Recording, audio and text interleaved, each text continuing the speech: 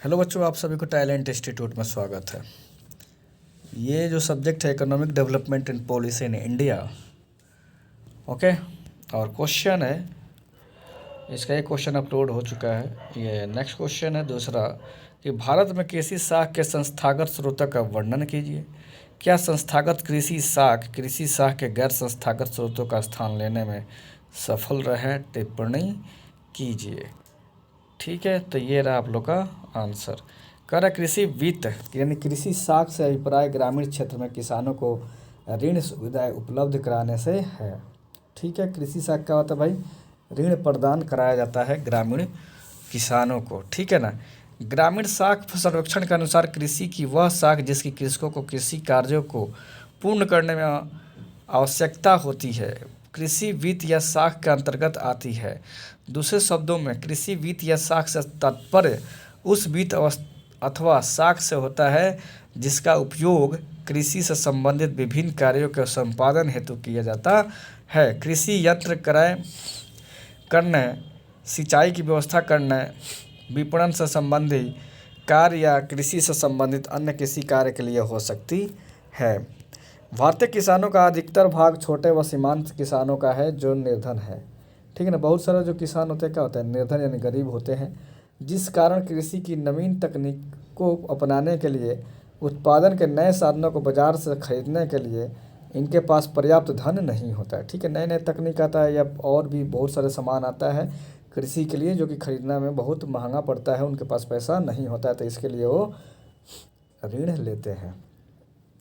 ऐसे में कृषि वित्त की उचित व्यवस्था द्वारा किसानों को कृषि विकास हेतु उचित वित्त उपलब्ध करा के ही भारत में कृषि का पूर्ण विकास किया जा सकता है। भारत में कृषि वित्त की पूर्ति के अनेक स्रोत हैं जिन्हें मुख्य रूप से दो भागों में बांटा जा सकता है। पहला गैर संस्थागत स्रोत या व्यक्तिगत स्रोत, दूसरा है संस्थागत स्रोत। गैर संस्थागत वित्त स्रोत गैर संस्थागत वित्त स्रोत में मुख्य रूप से साहूकार या महाजन, व्यापारी, मित्र व संबंधी तथा भूस्वामी आते हैं, जिसका विवरण इस प्रकार है।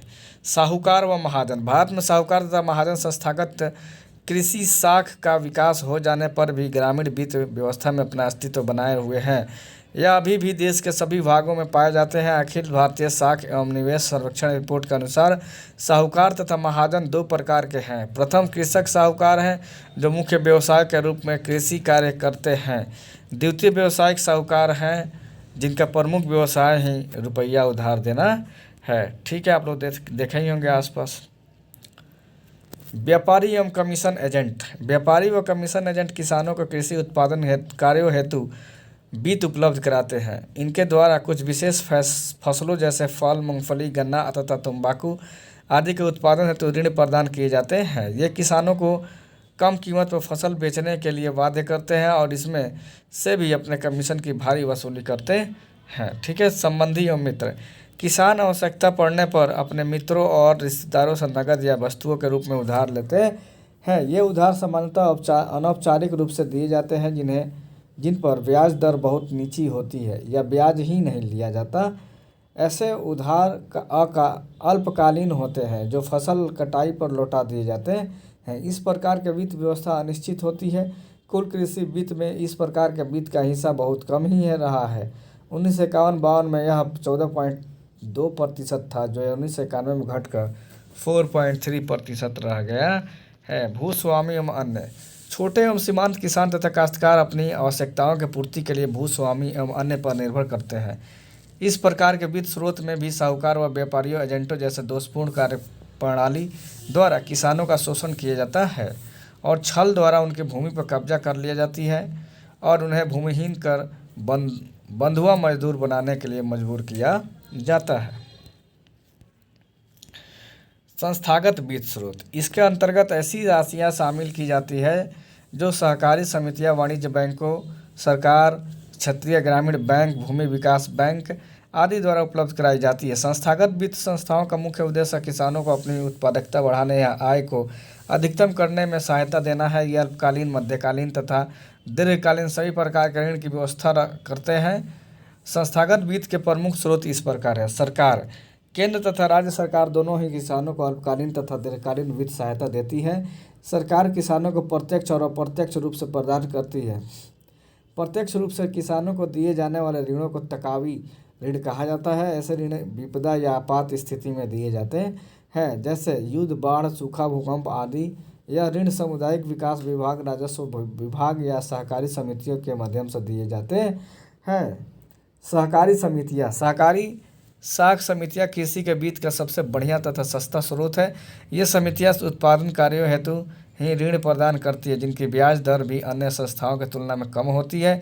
भारत में सहकारी समितियाँ 3 स्तरों पर कार्य करती है। राज्य सहकारी बैंक राज्य में शीर्ष संस्था होती है। इसके बाद केंद्रीय या जिला सहकारी बैंक तथा ग्रामीण स्तर पर प्राथमिकी साख समितियों का स्थान होता है। गांव के कोई भी 10 लोग मिलकर प्राथमिक सहकारी साख समिति की स्थापना कर सकते हैं।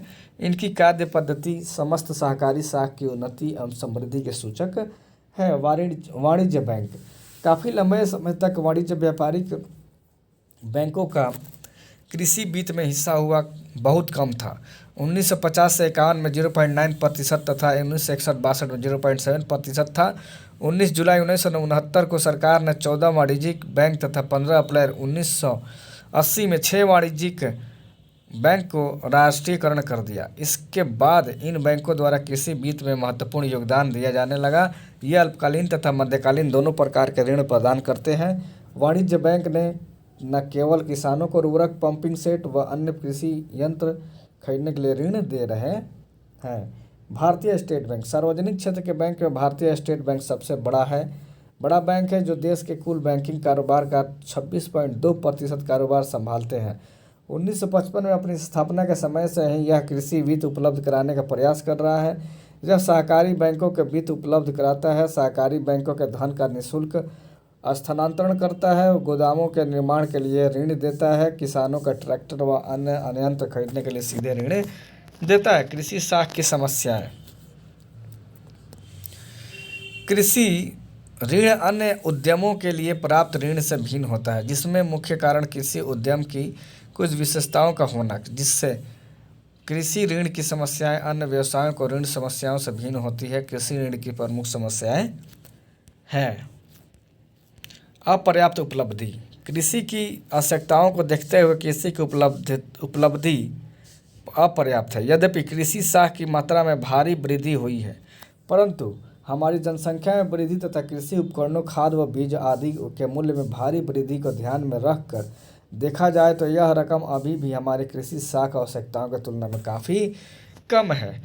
कृषि ऋणों की कम वसूली, कृषि ऋणों की वसूली में कमी तथा बकाया ऋण की वृद्धि ने भी कृषि साख को प्रभावित किया है। पिछले 3-4 वर्षों में 40 से 42% ऋण राशि बकाया के रूप में रही है। इससे सहकारी संस्थाओं तथा बैंकों को अन्य व्यक्तियों को कृषि साख सुविधाएं उपलब्ध कराने में बाधा आई है।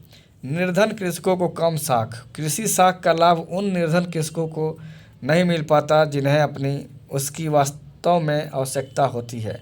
अधिकतर ऋण धनी तथा प्रभावशाली किसान प्राप्त कर लेते हैं। इसके फलस्वरूप जहां एक और ऋण की वसूली में बाधा आती है, वहीं दूसरी ओर ज़रूरतमंद कृषकों को ऋण नहीं मिल पाता। ऋण की अपर्याप्त मात्रा, कृषि साख की एक मुख्य समस्या ऋणों की अपर्याप्त मात्रा है। सामान्यतः देखा गया है कि कृषकों को पर्याप्त मात्रा में ऋण नहीं मिलता। इस कारण उस ऋण का प्रयोग में कृषि कार्यों में न करके बल्कि अपनी सामाजिक आवश्यकताओं की पूर्ति में लगा देते हैं, जिसके फलस्वरूप कृषि साख का उद्देश्य पूरा नहीं हो पाता तथा कृषि ऋण वसूली की समस्याएं उत्पन्न हो जाती है। देरी से कार्रवाई या लालफिताशाही, कृषि प्रदान करने वाली समस्याओं को कागजी कार्रवाई इतनी लंबी चौड़ी तथा जटिल होती है कि गांव के गरीब तथा अशिक्षित किसानों के लिए ऋण संबंधी सारी औपचारिकताएं पूरी करना मुश्किल हो जाता है। इससे कृषकों को ऋण मिलने में कठिनाई आती है। ऋण वापस करने का निश्चित क्षमता, अधिकतर किसानों के ऋण वापस करने की क्षमता अनिश्चित होती है। पर्याप्त सिंचाई सुविधाएं न होने के कारण कृषि आज भी मानसून का जुआ है। कृषक को ऋण मिल भी जाए परंतु वर्षा पर्याप्त नहीं हो पाई तो भी ऋण चुकाने की उसकी क्षमता प्रभावित होगी। इसके परिणाम फलस्वरूप बैंकों को नई साख सुविधा उपलब्ध कराने की कठिनाई होगी। अपर्याप्त संस्थागत साख सुविधाएं, भारत में अभी भी संस्थागत साख सुविधाएं अपर्याप्त हैं। ठीक है, तो संस्थागत जो पैसा देने ऋण देती है वो अभी भी अपर्याप्त है। प्राथमिक कृषि साख समिति, ग्रामीण बैंक तथा व्यापारिक बैंकों की शाखाओं की संख्या अभी भी अपर्याप्त है। बहुत से ग्रामीण क्षेत्र इनकी सुविधाएं से वंचित हैं। वहाँ के निवासियों के कृषि संबंधी ऋण प्राप्त करने में काफ़ी कठिनाइयों का सामना करना पड़ता है। और यहाँ पे क्या करते हैं भाई, साहूकार महाजन आगे हो जाते हैं और ऋण दे देते हैं और फिर अपना परसेंटेज ब्याज वसूलते हैं। ठीक है जी। तो चलिए आप लोग ये दूसरा क्वेश्चन है, अच्छे से पढ़िए। अगर अच्छा लगता है तो आप लोग को वीडियो को अपने जो दोस्त जो आप लोग को चैनल के बारे में नहीं जानता उसको शेयर कर दें और लाइक भी कर दें। और जो बच्चे अभी तक सब्सक्राइब नहीं किए चैनल को सब्सक्राइब कर लाए के हेल्प के लिए। और हाँ, आप लोग के जो जूनियर बच्चे हैं जो सेकेंड सेमेस्टर या फोर्थ सेमेस्टर का जो पेपर चल रहा है उनको बताइए चैनल के बारे में कि बहुत सारे जो क्वेश्चन है अपलोड है और यहाँ से आकर पढ़ें और अपना पेपर दें अच्छे से। ठीक है, तो चलिए आप लोग इतना हेल्प कर सकते हैं। ओके बच्चों, चलिए फिर मिलते हैं अगले वीडियो में। Thank you so much.